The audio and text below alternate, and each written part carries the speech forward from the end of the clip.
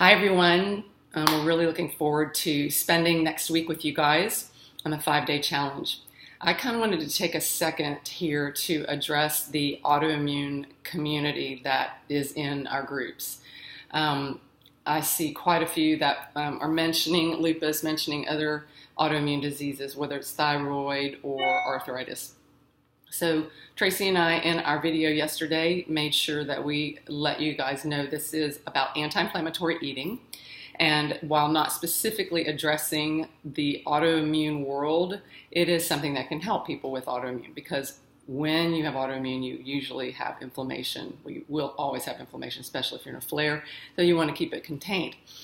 But there's so many aspects to diseases in the autoimmune world that even with some healthy foods, you have to be careful.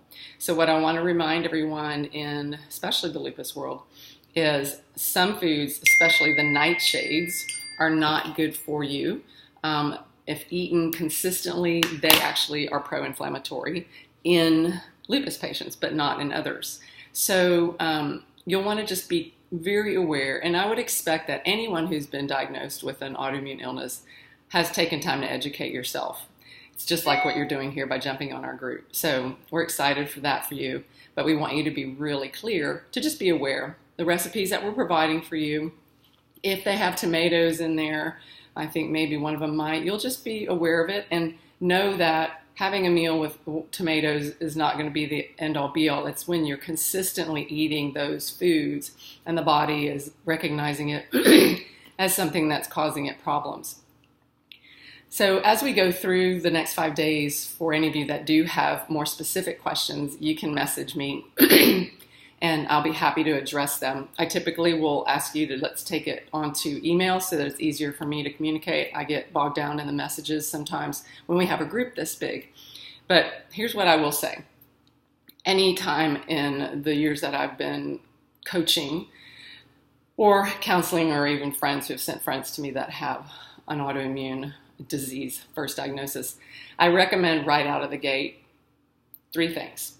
1, taking a strong look at your gut health.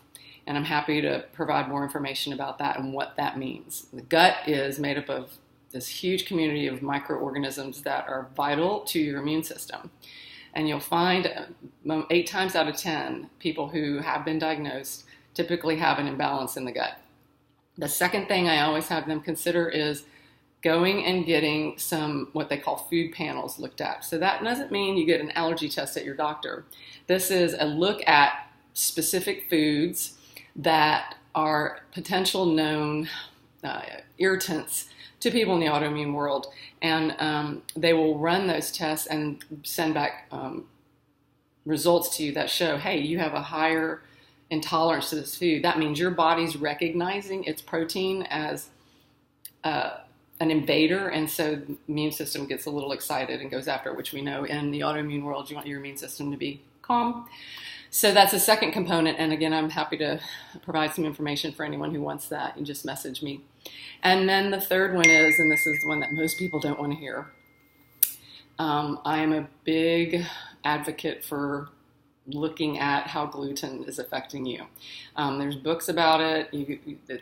I even have doctors now that treat me and other friends that are like, just get off the gluten.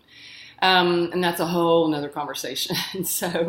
But I'm happy to provide some resources there to help you kind of learn a little bit about what that looks like and if it's something that you'd want to consider. Anyway, so I just wanted to make all that clear. We're super excited to have all of you. We've learned as much over the years and have learned a few more things this time doing it. And we hope you glean something from it that helps you. So again, just message me if you want to know just a little more specific stuff, because I won't cover it in the 5 days, but I certainly am happy to cover it offline with you. And we're looking forward to it. And I think today you're going to be getting, first and foremost, we'll be posting the list of anti-inflammatory foods. Thank you. Have a great day.